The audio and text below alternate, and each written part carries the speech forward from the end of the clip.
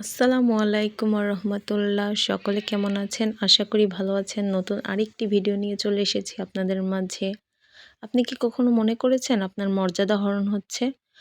আমরা প্রায় ভাবি এই কষ্ট কখন শেষ হবে, কিন্তু এখানে একটি সত্যি বিষয় আছে। আল্লাহ কখনোই যাকে সত্যিকারের ধৈর্যশীল, ক্ষমাশীল এবং বিশ্বাসী মনে করেন তাকে অপমানিত করেন না। আল্লাহ বলেন, সূরা হিজর আয়াত ৫১ আয়াতে বলা হয়েছে, আর যারা আল্লাহর উপর ভরসা রাখেন আল্লাহ তাদের জন্য যথেষ্ট।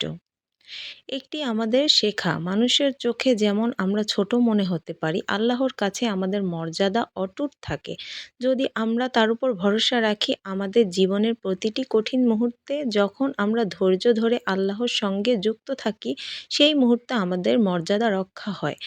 জীবনের প্রতিটা কষ্ট আল্লাহর মাধ্যমে কিন্তু একটি পরীক্ষা।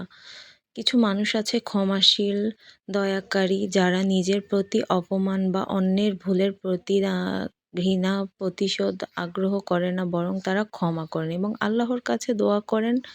নবী সাল্লাল্লাহু আলাইহি ওয়াসাল্লাম বলেন, যে ব্যক্তি মানুষকে ক্ষমা করে আল্লাহ তাকে সম্মান দেন।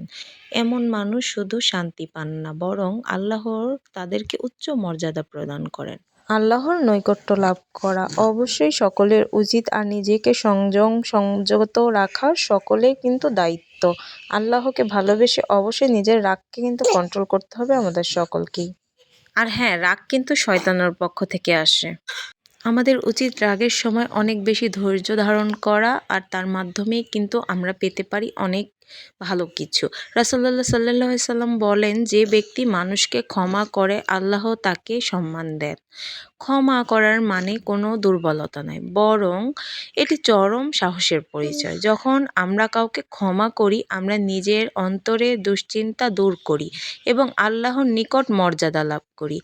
বাস্তব জীবনের উদাহরণ দেখুন, যে ব্যক্তি অন্যের ভুল সহজেই ভুলে যায় এবং ক্ষমা করেন, তার চারপাশের মানুষ তার প্রতি সম্মান অনুভব করেন, আর আল্লাহ তাকে শান্তি ও বরকত দেন।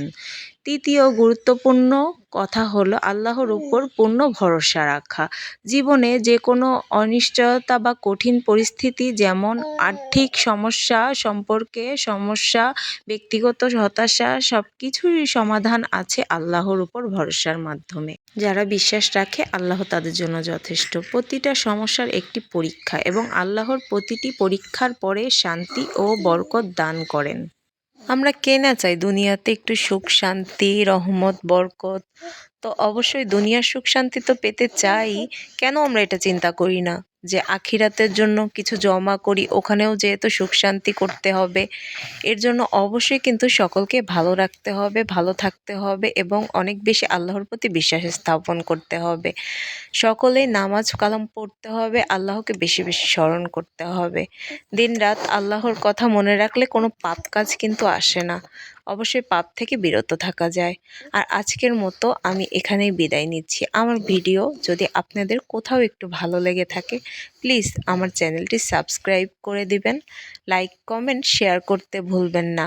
আর নতুন পরবর্তী ভিডিওর জন্য অবশ্যই চ্যানেলে চোখ রাখবেন। আশা করি আপনাদের মাঝে খুব ভালো ভালো ভিডিও নিয়ে সামনে আমি হাজির হব। আজকের মতো আপনাদের থেকে বিদায় নিচ্ছি।